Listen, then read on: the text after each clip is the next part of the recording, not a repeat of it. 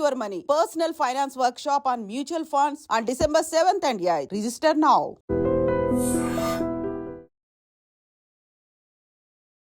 Hi guys, welcome to I dream. నేను మీ Chanakya. Mutual ఫండ్స్లో invest చేస్తున్నారా? చేస్తూ ఉంటారు.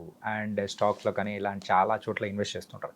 కానీ మీకు ఎప్పుడైనా కానీ ఒకవేళ మ్యూచువల్ ఫండ్స్ కంపెనీ కనుక క్లోజ్ అయితే ఏంటి సంగతి?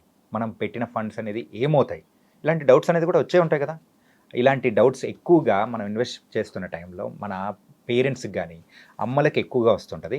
మరి వాళ్ళకు క్లారిఫై చేయడానికి మనకు దగ్గర కూడా కొన్ని పాయింట్స్ ఉండాలి కదా. మరి ఆ పాయింట్స్ ఏంటి అనేది కూడా ఇప్పుడు చెప్పడానికి మనతో పాటు కూడా ఇప్పుడు మన పర్సనల్ ఫైనాన్షియల్ అడ్వైజర్ విజయ్ కర్ణ గారు కూడా ఉన్నారు. మరి ఆయన అడిగి తెలుసుకుందాం. Hi sir. హలో అండి.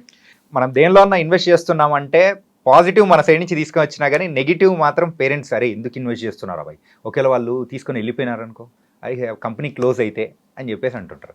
ఒకవేళ మ్యూచువల్ ఫండ్స్ కంపెనీ క్లోజ్ అయితే ఏంటి సంగతి? మన ఫండ్స్ ఏమవుతాయి? అంటే Govinda Govinda అనుకోవాల్సిందేనా?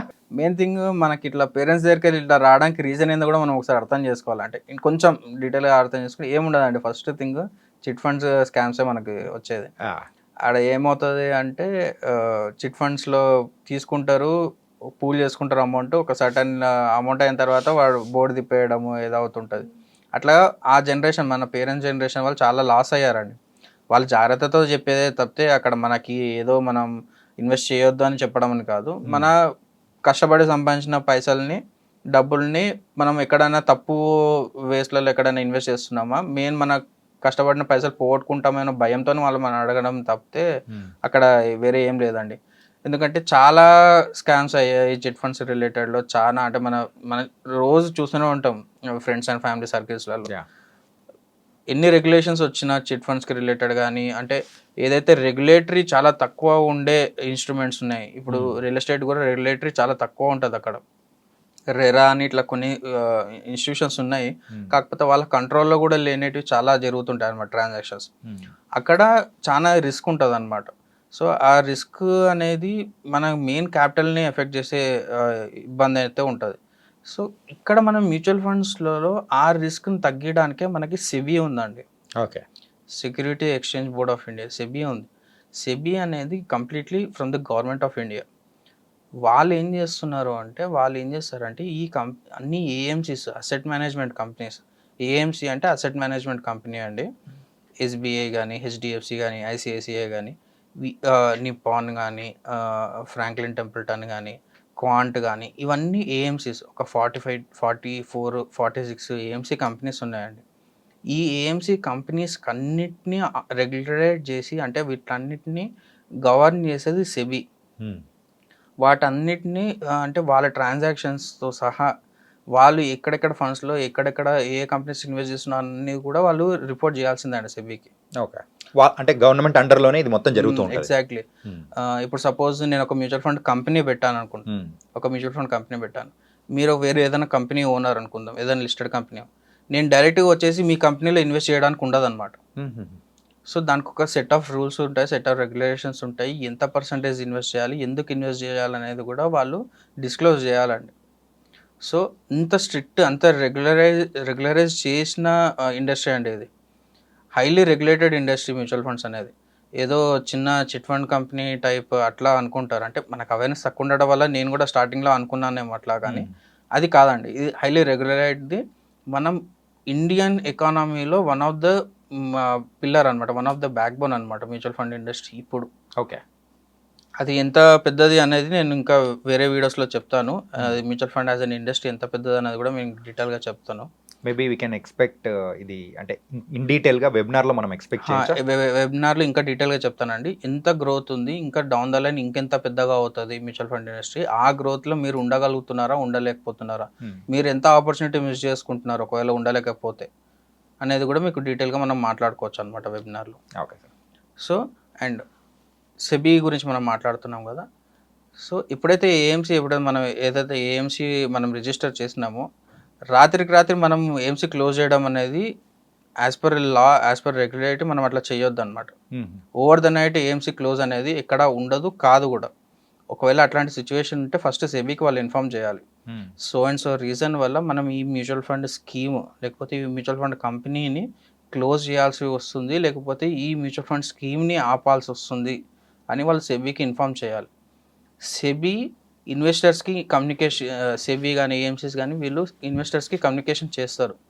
So and so fund is going to end, ఇన్ని మంత్స్లలో ఇది ఎండ్ అవుతుంది, మీరు కరెక్ట్ యాక్షన్ తీసుకోండి, దీనికి రిలేటెడ్ యాక్షన్ తీసుకోండి అని ఇన్వెస్టర్స్కి అందరికీ కమ్యూనికేషన్ వెళ్తుంది క్లియర్గా. ఓకే, అది ఫస్ట్ థింగ్. సెకండ్ థింగ్ వచ్చేసి అప్పుడు ఇన్వెస్టర్స్ వాళ్ళకున్న ఇన్వెస్ట్మెంట్ మొత్తం రిడీమ్ అనేది చేసుకోవచ్చు, లేకపోతే వేరే ఏఎంసీ కన్నా ట్రాన్స్ఫర్ చేసుకోవచ్చు. వాళ్ళు అంటే లైక్ వేరే కంపెనీస్కి, వేరే ఏఎంసీ కంపెనీస్కి ట్రాన్స్ఫర్ చేసుకోవచ్చు. ఇక్కడ ఇంకొక సిచ్యువేషన్స్ కూడా, కొన్ని సిచ్యువేషన్స్ వచ్చాయి, రెండు ఏఎంసీస్ మర్జ్ అవుతాయి. కొన్ని సిచ్యువేషన్స్లో ఏమవుతాయి అంటే A mutual fund company B mutual fund company tie up అయిపోయి ఒక సి మ్యూచువల్ ఫండ్ కంపెనీగా తయారవుతాయి అన్నమాట. ఓకే, అప్పుడు ఏమవుతుంది అంటే ఏలో ఉన్న ఇన్వెస్టర్స్, బిలో ఉన్న ఇన్వెస్టర్స్ వీళ్ళందరి ఫోలియోస్ అవన్నీ అట్లాగనే అయిపోయి సిలో స్టార్ట్ అవుతుంది అనమాట. వాళ్ళ ఫోలియో సేమ్, అంటే ఎగ్జిస్టింగ్ ఎన్ఏవి అవన్నీ సేమ్ ట్రాక్ అవుతూ ఉంటాయి, జస్ట్ పేరు చేంజ్ అవుతుంది అంతే. ఫర్ ఎగ్జాంపుల్ చెప్పాలంటే మన బ్యాంకింగ్స్లో కూడా కొన్ని చిన్న చిన్న బ్యాంక్స్ ఏదైతే ఉంటాయి పెద్ద బ్యాంక్స్లో టైఅప్ అయిపోయి పెద్ద బ్యాంక్గా అవతరించారు. మనకి అందరు తెలిసిన example Andhra bank, union bank. Yeah, Andhra bank వచ్చేసి యూనియన్ బ్యాంక్లో మర్జ్ అయిపోయింది. సో అట్లా కూడా అవుతాయి, ఏఎంసీస్లో అవుతాయి. కానీ క్లోజ్ అవ్వడం అనేది ఓవర్ ద నైట్ అయితే కాదు, it's a time taking process అనమాట. అండ్ ఎప్పుడైతే క్లోజ్ చేయాలి, ఇంకా అయిపోయింది, ఈ ఫండ్ అయిపోయింది, ఈ స్కీమ్ అయిపోయింది అనుకున్నప్పుడు సెబీ ఏం చేస్తుంది అంటే ఇంతవరకు వాళ్ళు హోల్డ్ చేసిన స్టాక్స్, ఇంతవరకు వాళ్ళు హోల్డ్ చేసిన బాండ్స్ కానీ, వేరే మనీ మార్కెట్స్లో ఇన్వెస్ట్మెంట్స్ కానీ, ఈక్విటీ మార్కెట్లో ఇన్వెస్ట్మెంట్స్ కానీ, వాటిని అన్నింటిని లిక్విడేట్ చేస్తుంది, గ్రాడ్యువల్గా చేస్తుంది, అట్ ఏ టైం చేయదు. అట్ ఏ టైం చేసింది అంటే మార్కెట్లో అన్వాంటెడ్ డిమాండ్ క్రియేట్ అయిపోయి అన్వాంటెడ్ అంతా డిస్టర్బ్ అయిపోతుంది, మార్కెట్లో అంతా డిస్టర్బెన్స్ స్టార్ట్ అవుతుంది. సో గ్రాడ్యువల్గా చేస్తారు అన్నమాట. గ్రాడ్యువల్గా చేసి ఆ అమౌంట్ అనేది ఇన్వెస్టర్స్కి రిటర్న్ చేస్తారు. మీకు ఎగ్జాంపుల్స్ చెప్పాలంటే ఫ్రాంక్లిన్ టెంపుల్టన్ మ్యూచువల్ ఫండ్ 2020లో డ్యూ టు కోవిడ్ వచ్చిన సిచ్యువేషన్లో కొన్ని సిరీస్ ఆఫ్, అంటే ఒక 6 డెట్ మ్యూచువల్ ఫండ్స్ని ఆపేయాల్సి వచ్చిందనమాట వాళ్ళు. Okay, because of liquidity issue. ఎప్పుడైతే కోవిడ్ క్రాష్ అయ్యిందో అప్పుడు లిక్విడిటీ ఇష్యూ వల్ల 6 డెట్ మ్యూచువల్ ఫండ్స్ని ఆపేయాల్సి వచ్చింది. అండ్ నెక్స్ట్ ఎగ్జాంపుల్ వచ్చేసి bank of India mutual fund అనమాట. ఇది 2018లో అయ్యింది. అది ఎందుకు చేయాల్సి వచ్చింది అంటే వాళ్ళు చేసిన మ్యూచువల్ ఫండ్స్లో పర్ఫార్మెన్స్ అనేది చాలా పూర్గా ఉంది అండ్ కొత్త ఇన్వెస్ట్మెంట్స్ చాలా తగ్గిపోయాయి అని చెప్పేసి దాన్ని కూడా క్లోజ్ చేయడం జరిగిందనమాట. అండ్ నెక్స్ట్ థింగ్ వచ్చేసి సహారా మ్యూచువల్ ఫండ్. అందరికీ కొంతమందికి ఐడియా ఉండొచ్చు, అంటే కొంత ఏజ్ ఉన్న వాళ్ళకి సహారా గురించి ఐడియా ఉండొచ్చు. వాళ్ళు లీగల్గా చాలా ఛాలెంజెస్ ఫేస్ చేశారు కాబట్టి సహారా మ్యూచువల్ ఫండ్ని కూడా సెబీ క్లోజ్ చేయాలని చెప్పింది. వాళ్ళకి అమౌంట్ వాళ్ళకి రిటర్న్ చేశారు సహారా మ్యూచువల్ ఫండ్. ఓకే, ఆ రోజు దాని తగ్గట్టు రిటర్న్ చేసేసారు. సహారా స్కీమ్స్ వేరు, సహారా మ్యూచువల్ ఫండ్ వేరండి, మళ్ళీ కన్ఫ్యూజ్ కాకండి. Sahara mutual fund will be different, Sahara schemes will be different. So మనం కీ పాయింట్స్ ఏంది అనుకుంటే ఇక్కడ రెగ్యులేటరీ అనేది ఉంది, సెబీ అనేది ఉంది. మీరు జస్ట్ ఇన్వెస్ట్ చేశారు మీకు ఎవరు లేరు అని ఎప్పుడు అనుకోకండి. సెబీ మీకు ఇక్కడ ఎప్పుడు బ్యాక్ సపోర్ట్గా ఉంటుంది. Any issues with the AMCs SEBI will take care అనమాట. సెకండ్ థింగ్, వేరే ఏఎంసీస్కి మీకు యూనిట్స్ అనేవి ట్రాన్స్ఫర్ అవుతాయి, అక్కడ మీరు దాన్ని కంటిన్యూ చేసుకోవచ్చు లేకపోతే రిడీమ్ చేసుకోవచ్చు. అండ్ ఈ కమ్యూనికేషన్ మాత్రం క్లియర్గా ఉంటుందండి ఏఎంసీస్ నుంచి. ఈ ఫండ్ మేము క్లోజ్ చేస్తున్నాము, లేకపోతే ఈ ఫండ్ వేరే మ్యూచువల్ ఫండ్ ఏఎంసీతోని టైఅప్ అవుతుంది, మర్జ్ అవుతుందని మీకు క్లియర్గా తెలుస్తుంది.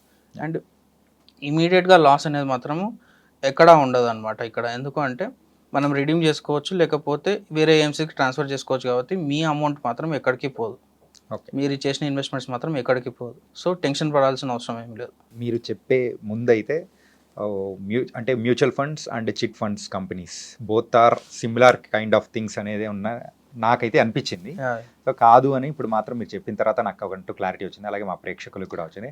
So thank you so much sir. Thank you అండి. మరి మ్యూచువల్ ఫండ్స్ మీద కానీ లేకపోతే ఇలా ఇన్వెస్ట్మెంట్స్ మీద మీకు ఏదైనా డౌట్స్ ఉన్నాయంటే మన ఐడ్రీమ్ వాళ్ళు వెబినార్ అనేది కూడా కండక్ట్ చేస్తున్నారు. ఆ వెబినార్లో కూడా మీ యొక్క డౌట్స్ను కూడా మీరు ప్లేస్ చేసి మరి పర్సనల్గా కూడా దాని నుంచి మీరు ఆ డౌట్స్ని కూడా క్లారిఫై చేసుకోవచ్చు.